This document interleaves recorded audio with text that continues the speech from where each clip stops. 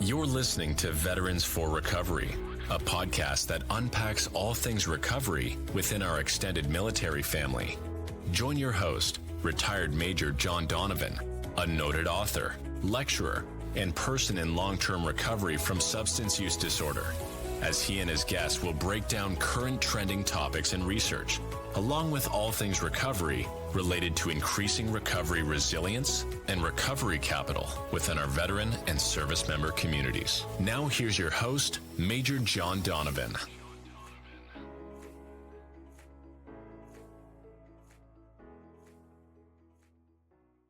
Good day, everyone, and welcome to another episode of Veterans for Recovery. This is a podcast that looks at all things pertaining to our veterans, service members, and their family members who are in recovery or are seeking recovery.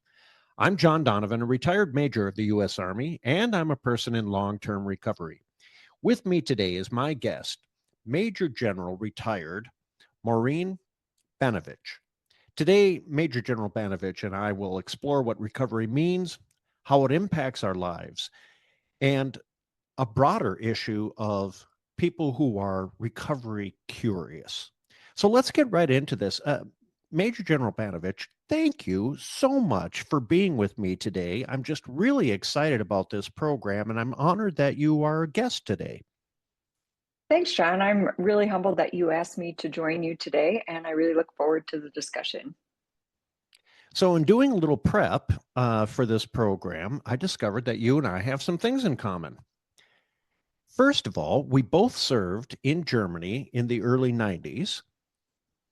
And I'm thinking that I probably got to the air station that you were, because I was an avid golfer at that time. And most of the Air Force bases in Germany had great golf courses with them. So I'll bet sometime our paths crossed in a BX or a PX or somewhere on the base that you were serving. Well, I don't mean to brag, but we do have the best golf courses in all the military. So You absolutely do. There is no denying that. And actually, my husband was also stationed in Germany at the same time, and he was in the Army. So maybe we might have crossed paths elsewhere too. Another thing that we have in common is we both have master's degree from Boston University. Great. And another thing that we have in common is that we both served with the armed forces in Minnesota. I served with the 34th Infantry Division, and you served as a deputy commander and then commander of the 934th Air Wing. Yeah, so actually I wasn't the commander at the Air Wing, but I did have a couple squadron commands and a deputy group command at the 934th. But yep, I was here at the wing, serving in the wing from about 1996 when I left active duty until 2007. Okay. And then the last thing that we have in common is we are both board members of Bravo Zulu House, which is a veteran sober living environment. Right. Humbling. Well, I'm so excited about this, and we're going to get to all of these things. But first of all, if you would give us a little background, fill in our listeners. If you're not familiar with Major General Banavige, just Google. Her resume is a storied and illustrious career. Thank you for your many years of service to our nation, but just fill our listeners in a little bit about kind of how you got involved with the armed forces, what drew you to serve, and then some of the high points of your career.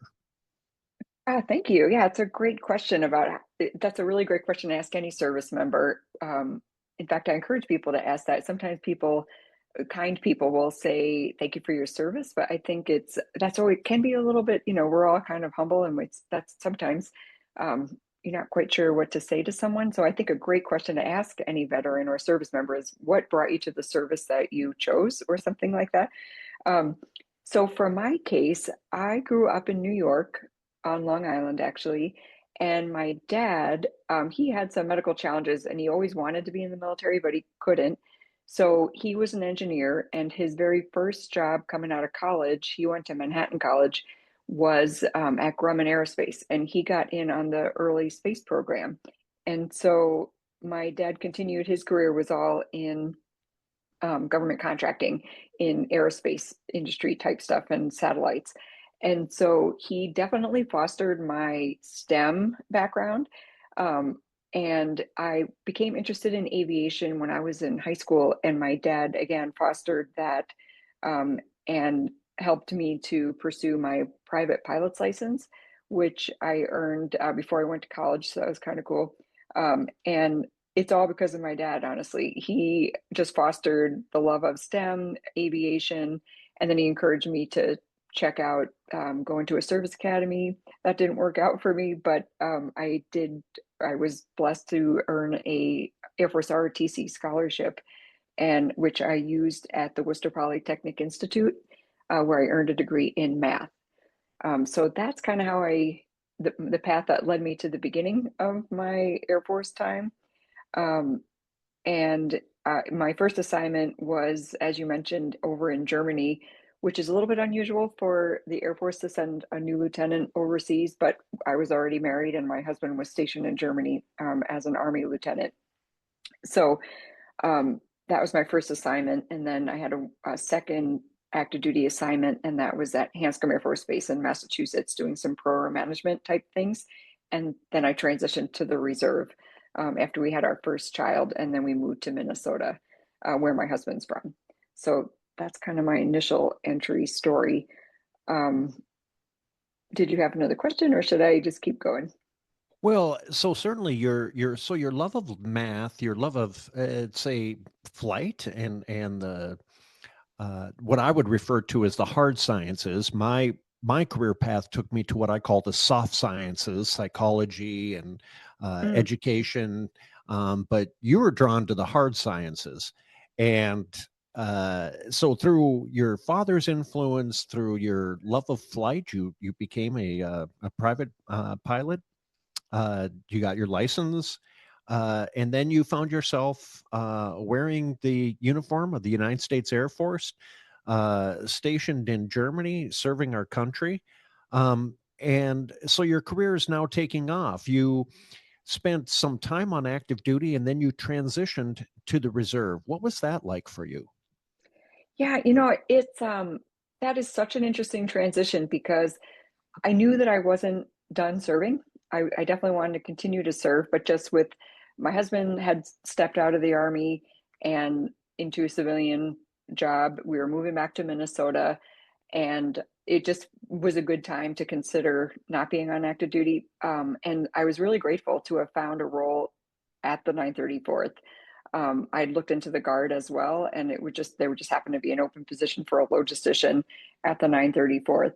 And I really wasn't quite sure what to expect, because when I was a lieutenant in Germany at the end of the Cold War, right after the Gulf War, um, the Guard and Reserve were going through a pretty big transition and going from tiered readiness to moving toward, should we consider a concept of continuous readiness? And so I wasn't quite sure what to expect. And I knew that obviously the people in the Guard and Reserve don't work every day, or most people don't. So I wasn't sure what to expect, coming from an active fighter unit in Germany. So um, when I got there, I was very pleasantly surprised, though, because what I learned pretty quickly is that what drives most guardsmen and reservists to continue to serve is just the love of service and the love of country. We're just committed to wanting to continue to serve in some way. And the amount of work that it takes, we all meet the same readiness requirements in less days. And we are all pulled by a civilian job commitment, family commitments, other things. So it takes some doing and some real desire to serve in order to make it all work. So I learned that pretty quickly, just seeing the amount of talent and expertise. Another thing that I learned is that people in the Guard and Reserve really do have a lot of great experience. And sometimes people become experts on an aircraft or in their field and stay at the same unit for a long time, which really develops some deep, deep skill. And I was proud of our folks, because I was an aircraft maintenance officer. And so many of our technicians were airline maintainers as well. And so most people or many people had an A&P license as well. So they're really strong expertise in their airframe, with many more years of service on a certain aircraft than you might on active duty. But it was a little bit of a transition going from active duty to reserve, and just the identity piece too, is just a little bit different from being an active duty person to being a reservist. But I was very blessed to have a position and a really great unit with excellent mentors, senior NCOs, to help continue to develop me as a leader. So you're going to, did you call them drills in the Air Force, the We Air did. Reserve? Okay. Yep. So you're going to drills. What did you do during the weekdays? So I was a young mother with eventually 4 very young children, all pretty quickly. So I did not have a full-time job, but I always worked more than the minimums. So my boss would have me come in 1 or 2 days a week on a man day, we call them in the Air Force Reserve, and just do help the full-time technicians and do planning and special projects and things to kind of up the game for our unit. So you're really kind of part-time Air Reserve, Mm-hmm. serving in Minnesota, raising a family, Mm-hmm. also married to another service member. Mm-hmm. And then I was looking at your career path, and boy, you hit those gates almost like to the year. When you were eligible for captain, you picked it up. When you were eligible for major, you picked it up. You lieutenant colonel and colonel, uh, and you find yourself with a shoulder on your a star on your shoulder. What an incredible honor and what an incredible feat, because they're just a very minuscule, minor percentage of people who serve, whether it's in the Guard or Reserve, who ever make the rank of general. What was that like, and what drove you to achieve that level? Well, first off, it's incredibly humbling to be chosen to do that. And I think a good mentor of mine had said when I was selected, don't change a thing about how you lead, because that's what got you here. And so I tried to just continue to be, humble. And I always saw my role as a leader at any level, honestly, even as a lieutenant, but my role was to sort of be an umbrella to shield my folks from any external things so that they could focus purely on their job. Like, what could I clear so that they could do their job better, more efficiently, have all the tools and training that they need? So it just gave me a bigger opportunity to do that. It's kind of the same job, just a different span, I guess. And one thing that has always stayed with me, so when I was a lieutenant, one thing that I learned, that's, I think, in the military is unique and slightly different than our civilian counterparts. And that is that, you're kind of not responsible, but you, in a way, you are, for everything to do with your airmen or soldiers. Like, if somebody is not well or going through something hard, we as a military team rally around that family, right? So when I was a lieutenant, one of my airmen sadly lost a child to SIDS, a baby, while we were stationed in Germany. And so that was an incredible thing, horrible thing for me to be a part of. But my chief master sergeant, which is our, most senior enlisted person in our squadron, completely took me under his wing and just showed me how to just be compassionate and be there for airmen. And while really hard to learn that when you're, 22 years old, it really set the tone for how involved we should be and how caring we need to be for all of our airmen. It gets never wrong to lean in and help people. It's not intrusive, it's helpful. And that took a little bit of doing, right? Because that's different from when you're a civilian.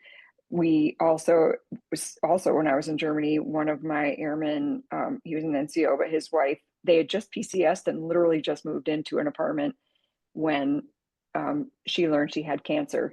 And so they had a humanitarian assignment right back to the United States so that they could get help from her family and better care.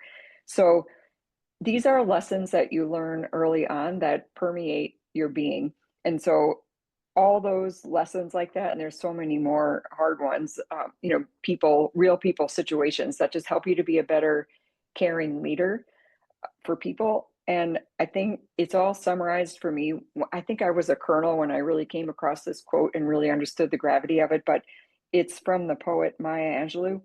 And I'm paraphrasing because she said it differently a few different times, but the quote essentially is, people may not remember what you did or what you said, but they'll always remember how you made them feel. And, as a military leader, your job isn't necessarily to make everyone feel pampered and, great at every moment. But you absolutely should make every member of your team always feel respected, and that they're treated with dignity, and so even someone who's in some trouble or did something bad is a human being worthy of dignity and respect. And if people feel included in the team and part of the team, man, there is nothing your team can't do if everyone comes together with those key principles. So that Maya Angelou quote about people not remembering what you did or said, but how you made them feel, really, really had an effect on how I tried to lead. Yeah, I love all of that, and so insightful, so wise. One of my mentors, a gentleman by the name of Major General Larry Shelito, he said to me, Donovan. Never called me John, never called me Lieutenant. Donovan. That's because he wasn't in the Air Force. Yes, sir. You know how people screw up? No, sir. He said, they move away from that which made them successful. Which is similar to what one of your mentors said to you when you said that he said, don't move away from what got you here. And I see so many people do that, is that, it's hard work and it's dedication and it's involvement. And then they achieve a certain level and then like, well, I don't have to do that anymore. No, no, that's what got you here. And so with all of those experiences, family members finding out that they had cancer, a family losing a child to SIDS, we find that we had to be leaders of empathy. We had to be leaders of 360. You don't see that in the civilian world, where somebody will say, "Well, gosh, how's Jeff's wife's doing?" And you're like, "Well, Jeff works for me. I have no idea what is what." And they're like, yes. "No, in the military, we care about that component." So let me ask you this, ma'am. In your storied career, did you come across soldiers who were suffering from a substance use disorder, alcohol use disorder, and how did you respond to that? That is yes, of course, because human beings are in the military and human beings have these kind of challenges. And so now it's interesting because, of course, depending on what career field you might be in, if you're someone who carries a weapon, like a security forces defender kind of person, of course, there's that concern to make sure that they're safe and that they're safe. Other people around them are also safe. So that's always the hard thing, is that the stigma of somebody needing to get help, but being afraid to get help. I mean, we know that there's a stigma in the civilian realm as well, but in the military, I feel like it's even more so, because everyone's afraid they'll lose their job. They might not be part of their unit. And part of what defines us all in the military, wearing the uniform and the flag on your shoulder, is we're part of something bigger than ourselves, and we're part of a great team. So you don't want to let the team down. You are afraid to lose your livelihood, and maybe your job. So it's really difficult. So compassion is key. We need to first and foremost make sure a person, that person under your command, is safe and cared for. And all the rest of the chips will happen. But the main thing is that everyone feels, again, back to my answer, valued, respected, and treated with dignity. Now, I will say, and I'm sure we all have, anybody who's in the military will have a picture in their mind that sometimes that's not easy. Sometimes people are not easy to help. Sometimes people, they're in a heap of trouble, right? And so you have to act because good order and discipline, people will notice of your command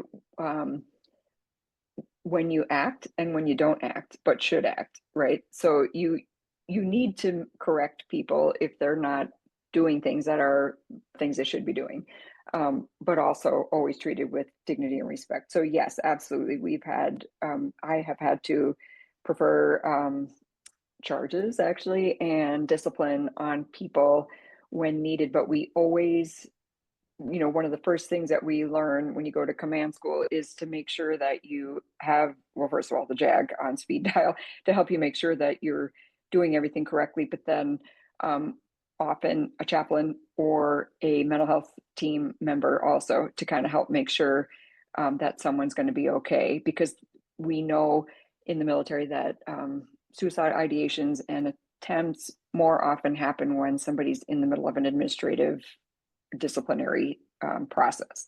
So we want to make sure we're taking care of everybody. So, with this background as a senior military leader, the obvious compassion, care, empathy that you have for service members, somebody approached you about serving on the board for Bravo Zulu House, which is a veteran sober living environment, post treatment in southern Minnesota. So, describe to our listeners how you learned about Bravo Zulu House and what attracted you to their mission. Yeah, it's such a great organization. And I had learned about it sometime last year, just a little bit from a friend, actually a mayor of a small town here in Minnesota. And so I'd read about it. And then through just some networking, someone connected me with Tim Murray, the executive director. And I had lunch with he and Sam Andrews, who's also another board member. And they went on to just describe in more detail the mission, the progress, the amazing people involved, from the residents who live there right now to all the people who helped to get it where it's at, to the future women's home, all those things. And it, of course, I was when I was driving over to it, actually, to the meeting where we had lunch, I was like, well, I am already in and I haven't even really finished hearing it. But I'll tell you, John, one thing that really cemented me to wanting to serve in this way is we've had a pretty bad personal family tragedy, which causes, mental health causes will forever be something that I strive to help reduce stigma and just help people. And 4 years ago, last month, my youngest son, who was 18 at the time, died by suicide while he was away at college. And so, as you might imagine, anybody who, sadly, most people today know somebody who might have died by suicide, or is deeply affected by, someone who has a mental health challenge. And obviously losing a child is, for me personally, I can't imagine a worse pain. He was just a beautiful young man, full of promise and kind, humble, brilliant. And so since then, we all flew home that day. Oddly, only one person was home at my house, but we all came together, and at the kitchen table, we sat there, and my husband and I, thankfully, we have a deep faith, but we just said, okay, listen, we're going to be completely transparent because there is nothing embarrassing or anything to be ashamed about here. We're going to be open, and maybe we can help people by being transparent. And so we continue to do that. We speak publicly. We've been interviewed before about Ronan's death. And in a way, it feels good to be able to talk about him, even though it's in a sad way, but to say his name. And then because of, the deep grief and pain that we experienced, I actually was asked to lead a task force while I was still serving for the Air Force and Space Force on mental health. And so leaning in to hard things is a way to deal with it, which happens to be a way that works for me. So it seemed like a natural fit, honestly, to combine all things veteran, mental health, and right here in Minnesota, I just couldn't say no. Well, I'm so sorry for your loss, Thank and you. my heart goes out to you and your family. That is a long journey. My parents lost three children, Oh my goodness. and I always, as a child growing up, my oldest daughter or my oldest sister was killed by a drunk driver when she Oh my was gosh. uh, 24 years old, and then they lost a child to SIDS and another to a congenital heart disease, um, and as a older adult, as a parent and grandparent, I look back on that and I wonder, how did they manage? How did they go through that? And so my heart goes out to you and your family, and the incredible courage and strength and resiliency that you have in taking that grief and that sorrow and then channeling it toward helping others, and now serving on the board of Bravo Zulu House, where not only are they addressing alcohol use disorder, alcoholism, but also post-traumatic stress disorder, mental health issues, because we understand that in order for long-term recovery from alcoholism and other substances, that mental health portion must be addressed. Mhm. That whether it's the chicken or the egg, that is debatable. But what we do know for long-term recovery, that addressing both of those issues currently um, is the best formula for long-term success. Um, Major General Banavige, thank you so much for sharing that with us. Thank you so much for taking us through your career. We've just got a couple minutes left. Are there any uh, any talking points that you would like to touch on before we wrap up today? Thank you. And thank you so much for what you do on this podcast and for your work on the Bravo Zulu board and all the things that you've done over time as well. And I'm so sorry for your family's loss. That is really hard. As a sibling, I know that that's just incredibly difficult. So my heart goes out to your family as well. Um, and I guess one thing that I learned in all of this is a talking point for grief, or anybody going through anything hard. It doesn't have to be an extreme loss of a child or a sibling, but often we feel like if we hear someone's going through something hard, whether it's in our unit, our family, or a neighbor or whatever, um, lean in. Ask somebody. A text is so easy to do, and it's not bothering somebody, right? So I know that before we lost Ronan, um, maybe sometimes, I would feel like, well, I'm not their close friend, so maybe I shouldn't pop over or I shouldn't, call or whatever. Just do it. It doesn't matter what ring of friendship you're in of somebody, anybody going through something hard. It's incredibly kind just to send a note. And you could even say things if it makes you feel better as the sender. You can say, no need to reply, or just thinking about you and wanting to let you know. And I honestly, it almost seems like the further, away, or someone who we didn't even really know well, when they did something kind, send us a nice note or brought a meal or a text or something, sent a prayer, it almost meant more because you're like, my gosh, like they don't even know us and they're being so kind and helpful to us. So that's how it feels from a family in a really hard situation. So I give everybody that freedom to just reach out. It's never wrong. Like we didn't get one single call, message, text, meal, anything where we're like, what the heck? Why are they calling us? It was never like that. In fact, it was quite the opposite. So that's something I just like to always pass on to people. If you're feeling like, oh, I don't know, just do it. It's never going to be wrong. I love that, and it reminds me when I was at the the funeral of for my sister. I was a young person in recovery at the time, and this complete stranger walked up and gave me a hug and said, "Hey, if you'd like to go to a recovery meeting after the funeral, just let me know." And I'm like, "Who the heck is this guy?" And Yeah. then another person came up and gave me a hug and said, "Hey, we're all here from the local recovery club, and we just want to let you know that we got your six."